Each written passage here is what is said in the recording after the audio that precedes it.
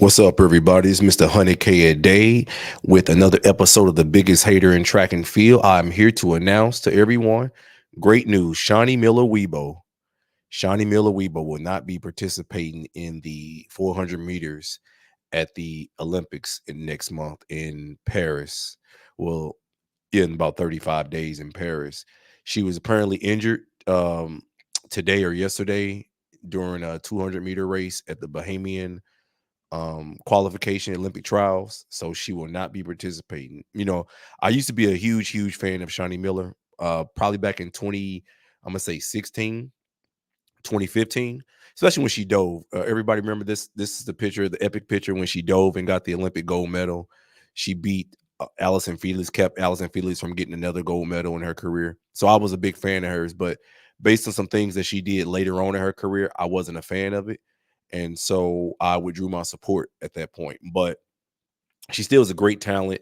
She ran 48 3 twice. She ran 48 3 when she lost to Sawa E. Nasser in 2019. Then she also ran 48 3 when she won her Olympic title in 2021 in Tokyo. So, she's always been. I felt like her biggest mistake was probably leaving Coach Brahman. I mean, I know she had to have a baby and all that, but I feel like she should have stayed with her coach. The minute she left Coach Brahman is the minute that a lot of things started happening bad for her, and I feel like she should have stayed with the coach. A lot of time they don't appreciate their coaches enough, and they start to give themselves too much props I feel like and think that they did it all on their own. I think that's a terrible position this to is have. I think that some other decisions she's made in her life has also contributed to her downfall. I won't go into each and every detail, but let's just say that her deciding to switch coaches and her deciding to not really focus on just the quality of her career, even after having a child. Her just leaving Coach Brahman, I just think that was a horrible idea. Coach Brahman was the best thing that ever happened to her, and she apparently maybe thought that she can duplicate the success without Coach Brahman. And we see how that's working out. She came back last year after having a baby, which I thought was a horrible idea.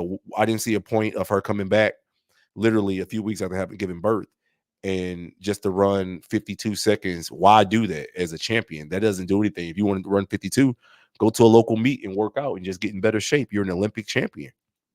You have one of the fastest times in the history of the event. Why bother going to the Olympics just to run 50 or go to the world championship just to run 52 seconds? I thought it was just a ridiculous move that she made. It just didn't make sense to me in any capacity. But people have a right to make their own decisions. People have a right to choose their own destiny, their own path.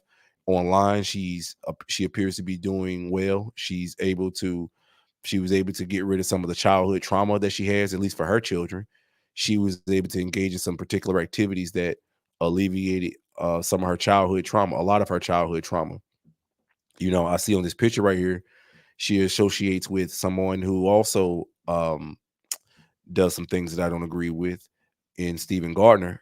But the fact of the matter still is that her engaging in some of the conduct in which she's engaged in, I feel like it really hurt her career. It definitely hurt her career, and it made me no longer a fan of her and what she represents. And it was good to see her have a healthy baby. That was a very important thing. But um, it would have been nice to see her go back to the Olympics this year and do something, particularly knowing that a lot of the most talented people in the event aren't even running it. Sawi Nasser, even after running 48-1 and beating her in 2019, she hasn't returned to her top form since she tested positive, or since she got the out of competition, the whereabouts suspension. She never tested positive. I apologize for that. And Sydney McLaughlin, she's doing 48. Um, she's running a couple 48 sevens, and she decided to run the 400 hurdles. So, I think these are unfortunate situations that occur. I feel like, they should be forcing these women. Well, if they're injured, of course, that doesn't apply, but to push competition, they definitely should make these women actually compete in specific events. They shouldn't just be able to pick and choose what events they want to run like that and dilute the quality of competition like it's happened. But I still feel like she's definitely a top talent. in 400, definitely in 200 also. I feel like she has those long legs, great stride. She's definitely an all-around sprinter, and eventually probably could even move up to the 800 and still do well. I just really think she's really that good. But I feel like she ultimately needs to go back to Coach Brahman because that's who took her to the mountaintop, and that's probably who could take her back to the mountaintop.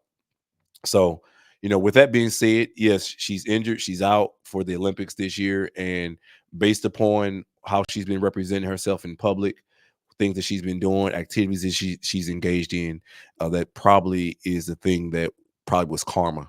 So, it eventually comes back to consume you. And, that's just how it took place. Anyway, this is another episode of The Biggest Hater in Track and Field. And I'll catch you guys later. Peace.